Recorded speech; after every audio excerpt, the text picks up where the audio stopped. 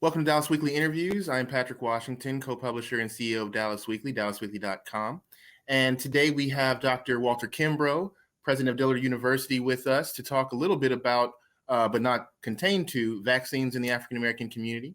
Thank you, Dr. Kimbrough, for joining us. Yeah, no problem. Thank you for having me. And let's just get into how we got to this conversation. There was a headline that hit social media and did its social media thing that said, Black Church PAC urges HBCUs not to force Black students to participate in COVID-19 vaccine trials. And that kind of went viral, and your name was attached to it. Right. And let's first off say your response to just that headline and some of the things that came after it were publications like ours published a press release, and you reached out very earnestly to say, you should speak to me about what's going on. So can you speak a little bit about just the headline and what that meant and how you responded to it and why you responded to it? Right. Yeah. So first of all, thank you for having me. It was just one of those things where you're like, wow, we thought we were trying to do something good to say, all the research says we don't have enough Black people in these trials. So the president of Xavier called me and said, hey, I'm in this trial. Will you do the trial too? I said, I've been thinking about it. So yeah, we'll do it together. Then we'll just let our campuses know. We'll send out a letter, joint letter saying, hey, we're in the trial. They need Black people. So the word that people kept missing was consider. It never said you must, you should. It's just like, here are the issues. We even mentioned Tuskegee. It's just like, look, Black folks got issues with all this stuff. So we understand all of that. So it's like, there are going to be some people just like, I'm not doing this. Mm-hmm. And we said, but just think about it. So we said twice in the letter, something to consider. And I think that had like the narrative. I mean, social media does this thing and narratives do too. So I think people see college presidents and there's a letter about vaccine trial and they just say it's for students. But the letter clearly says students, faculty, staff, alumni, other institutions. The other parts got left out. It was just like college president telling their students to go take the vaccine. And so the story just sort of got away from it. So it's been, a while just trying to explain. But in the end, I think it's been a good thing because since then, there have been lots of conversations about this. And, you're probably like me. I've never heard anybody say I'm in a vaccine trial. Hell, I've never heard anybody talk about vaccine trials till now. So it's been a learning process for everybody. So in the end, I think it was good. I mean, we took some blows, but I think in the end, it's been a good conversation just to say, we don't talk about vaccine trials because it's not just about COVID. We don't have people in the oncology studies. So everybody was broke down when Chadwick Boseman died, but the people who study cancer say we don't have enough Black people in the cancer studies. Mm-hmm. I mean, there's lots of things that we're not involved in. So what they're doing is doctors create treatments based on science that does not include us.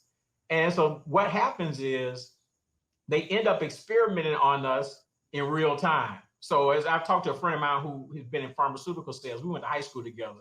She says these Black doctors are basically trying experiments on their patients to save their lives. So either I tell people, look, either you have some people volunteer for trials or you let them volunteer on you. But they're going to experiment if they don't have enough Black people. Mm-hmm. So that's sort of the way we look at it. Okay, well, let's stay on that because just like you, I even got to this interview from some friends of mine who also went to Clarkland University with me who are doctors, and they've done clinical studies. They've been involved in vaccine development. And as I kind of posted, hey, I'm talking to the president of Dillard, and it was just like you said, it was like Tuskegee. And I mean, that was the conversation. And then a couple started chiming in, talking about how we need these studies.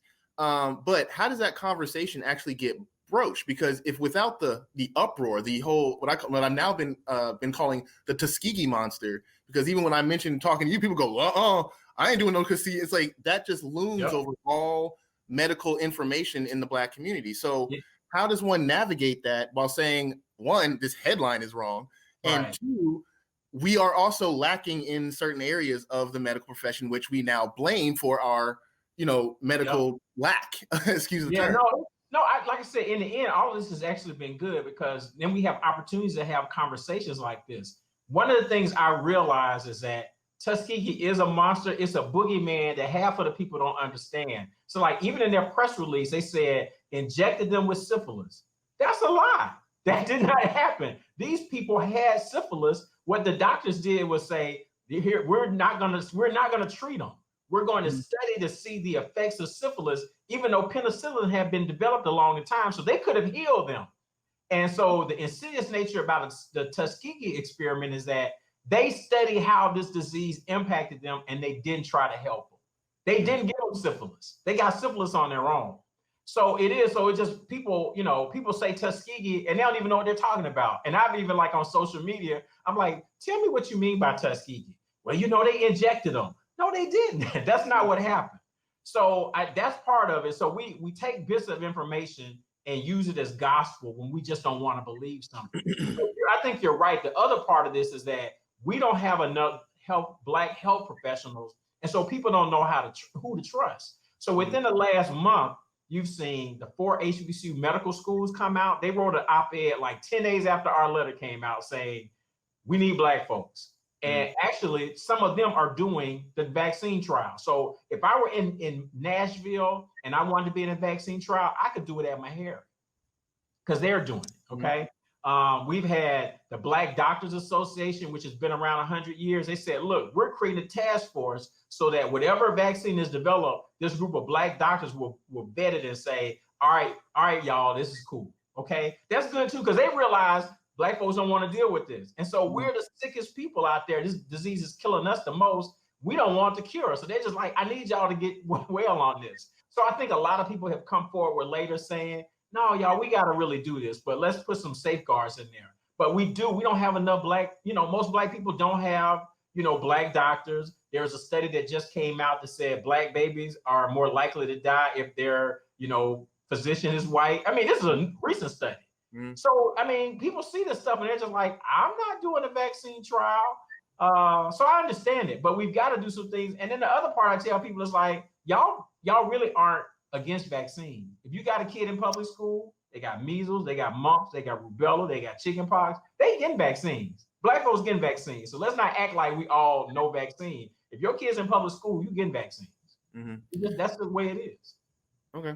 And could you speak a little bit on the fact that the backlash that hit most national cycles came from the church, right? And the power of the Black church's influence on the way Black people as a collective think, specifically when it comes to medical industry type of things, and how surmountable or insurmountable that might be in getting this message across to the greater African American community.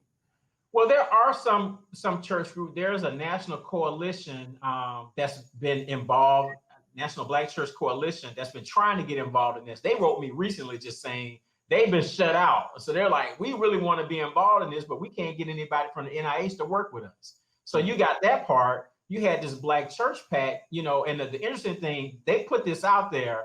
And I think in 99 times out of 100, I think somebody would put a press release out and they just put it out and that's the end of the conversation. But as I told them, I'm a preacher's kid. I'm not gonna let you just say that and me not come back. So we reached out to them and we had a conversation with Pastor McBride and we had a full-blown conversation about it. I was like, dude, y'all can't put stuff out that's not true. You got stuff in there that's just blatant lies. The Tuskegee thing is a lie. Us pressuring students is a lie. So and so we joked about it. He said, well, that was just a shot across the bow to get y'all's attention. I'm like, yeah, but I'm from Atlanta. I shoot back. And that's just, I don't play that. I mean, I'm not taking that like that because I'm like, you do people a disservice when you try to have this fight within the Black community. The Black church is important, but Black colleges and universities are important too. And we got to work together. And, I'm part of a church-related institution as well. So it's like, we're not going to fight like this. We're going to have a conversation and there might be some disagreements. And I think that's fine. I think people need to hear the concerns about vaccines. We recognize that from the beginning. But part of it for me was, I was just like, I just can't let this go unanswered. We're going to at least have a conversation about it because y'all can't just put out stuff that's wrong. And then my other issue with people is that you got all of these social media gangsters out there, but they're not really dealing with real facts. So you can put this out there. You can have people on Twitter dragging us, on Facebook dragging us. And my point is, let's say I had signed a deal with Pfizer that they were going to pay me $2 million to enlist as many Black folks I can to be in this. Somebody should be pulling me out of this job right now. They should have been down here like, he got to go. You endangering our kids. You forcing them, telling students, I'm kicking you out of school if you don't sign up for this. If I was doing what people said I was doing, they should have come get me. How many people came to get me? Zero. So it sounds good, but all that's like fake to me. It's like you ain't really about that life if you go just put out a little statement and then you go away and say you done something. Because if I'm doing the stuff that you said I'm doing, y'all need to be getting me out of this job. And nobody did. They commented on Twitter, they commented on Facebook, and then they went about their day. Well, see, y'all not really about Black people if you do that. You're not really about Black people, because if I was doing that, they should be dragging me out of this job right now. I mean, when I saw the headline, I was like, how is that possible? That's right. So either they knew it wasn't true and they just wanted to jump on the bandwagon, or they straight cowards. and neither one is good, because you got to have some real war. And so, I juxtapose that too. We got a situation down here in New Orleans where this 9-year-old boy got suspended for 6 days for school because he had virtual classroom. His little brother's in the room, he's at the house. His little brother trips over a BB gun. He picks up the BB gun, puts it on his desk. They suspend him for that. And they said he had a gun at school. Yeah, I heard about that. So I've been working. I have met with the boy's daddy. I met with their attorney. We've been working with the attorney general. They filed a lawsuit. That's how I'm not letting up. I'm coming after the school board and the superintendent. I hate it's a Black man, but I got to come at him too. They're going to change this boy. So like I said, I'm staying on this until we get that boy's record clear. If I was doing the things people said I was doing, they should have had pressure on me every day. They never did it. So either they were just playing around or they not really about that life. And that's sad too, because the church, historically, when we started going civil rights movement, all those people were ministers. They went after people. They weren't playing that. So it's like, well, this is a publicity stunt then. Okay, let's talk a little bit about what the actual trial is, because people, like you said, our community really doesn't know or is aware of, in any broad sense, what that actually means, what it entails, how the process works. Could you talk a little bit about what a vaccination trial or a medical trial is, and what the process of it is? Great. Now, great question. So with this particular trial, first of all, it's up to 26 months. Because I tell people that, it's like, how many college students are going to participate in something for 26 months? So let's just start with that. Okay, let's just start there. But what you do is, the first time you go in, it's a 3-hour visit, and you spend most of the time really going through like a 45-minute video where for each step you have to click that you understand what's going on. So it goes through the whole thing and they explain it. They ask you, do you still want to do this? They start taking some vitals. They do a COVID test. So you're there for 2.5 hours before you get an injection, okay? So then when they get to the injections, either you're getting a portion of the vaccine, it's not even a full vaccine. It's a portion of the vaccine, or it's a saline solution.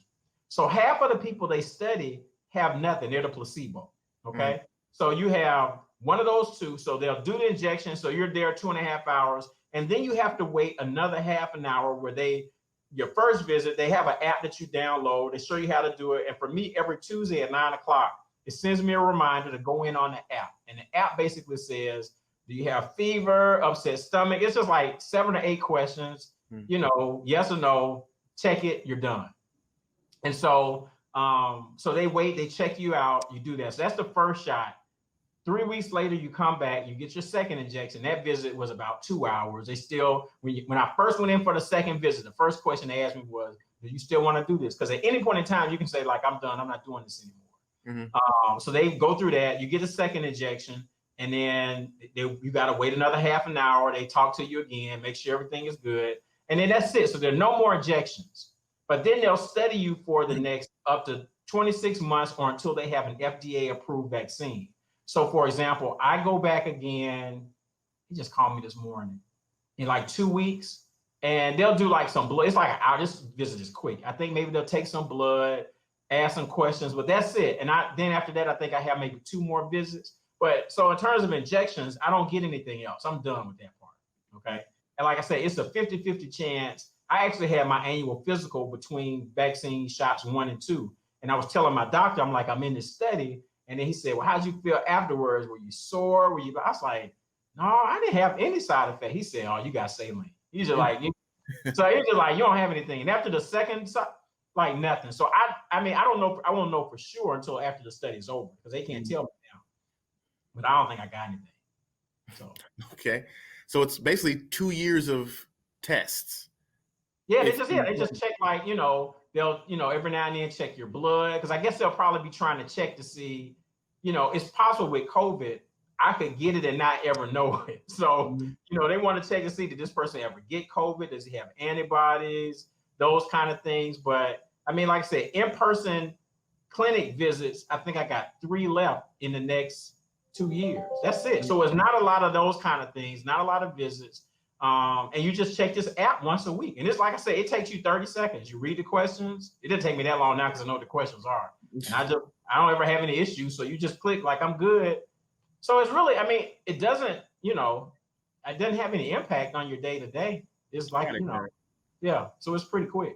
Well, one, just to be transparent, I am deathly afraid of needles. So I don't like needles either. I mean, shaking, trembling. I'll call my mom. It's sad. Yeah. But I have a very, very close friend of mine who does this kind of work, and she was just telling me like, that's one of the problems. Like we're so scared to even go try and do things that we're actually hurting ourselves in this instance. And I'm trying to do a lot of convincing you for me to believe that. I was like, sure, whatever. But yeah, no. So my final question would be that as an educator, how do you think that the community at large, but specifically in your field, education, how can this message of inclusivity internally be pushed out to the community? Obviously, HBCUs is a good with stomping ground with the whole, open-minded college, education, looking at ideas. But, we reach outside of that and we got headlines like we saw. We have social media thugs. We have all of the anti-vaxxers that are just in the wind, all pushing out that, we'll call it information, but ideas that really are being absorbed by specifically the youth too, who are on those platforms and they're doing that. Yeah, no, man, you're right. Like I said, I think that the good thing that has happened is that since our letter, man, there have been so many people doing interviews. President Howard has done a couple of interviews. The president at Morehouse School of Medicine. I did one with her on MSNBC last weekend. So we're actually now having a conversation that, like I said, we've never had. I'm 53. I've never heard Black folks talking about vaccine trials. I mean, I've never heard of that. And it's just something that, that vaccines are developed. One example is I use, when I grew up, I had a piano teacher who had polio. So she had those big, heavy braces on her legs. I don't have polio because they developed a vaccine. That's a vaccine. When I was a kid, I had chickenpox. I can remember having the chickenpox at 6 or 7, and you're not supposed to scratch it and all that. I have a 14-year-old and an 11-year-old. They will never get chickenpox because there was a vaccine developed. So we understand that there are vaccines, but we don't ever talk about how vaccines are made. So I think it's been a good opportunity. Like I said, I mean, you get beat down for a while, but you watch all of the stories that have come out and all of the interviews and then webinars on WHUR, Howard University Radio did a 2 days worth of stuff. So now there's information out there for people so that people can, you're going to always have some people like, I don't trust medicine and science and all of that. And the other part of this is that you got the twin problems of Tuskegee and Trump. And so Trump is bad because he's out there saying, I'm going to have this done tomorrow. And even though I think some of that's going to chill out now because he's in the hospital. So he's sick now. So people are like, all right. But that was part of it too. People just like, you taking the Trump vaccine. Like Trump ain't got nothing to do with Pfizer. That's nothing. But he's out there pushing that narrative and he's scaring people because you got other people saying, no, you got even Dr. Fauci, Black folks like Dr. Fauci said that's too fast. So I'm not fooling with Trump. I'm gonna ride with Fauci on this. So he's part of the problem. So, I mean, he's not popular in our community and he says these crazy things. So we got to get him out the way to have rational people so we can continue to have these conversations. So there's a lot of work to be done. But like I said, we've talked more about vaccines in the Black community over the last month than we have at any point in my lifetime. And that's got to be a good thing. All right. Well, I appreciate your time. And that is all I got for you. So thank you for joining us. We will have this and more stories on dallasweekly.com. You can find this on our social and actually anywhere that we have our mobile app and our e-blast. We'll put that out on the newsletter. So once again, Dr. Kimbrough, thank you for all the information. Thank you for clearing up the headlines and putting out that information for our community. Yes, sir. Thank you, Pat.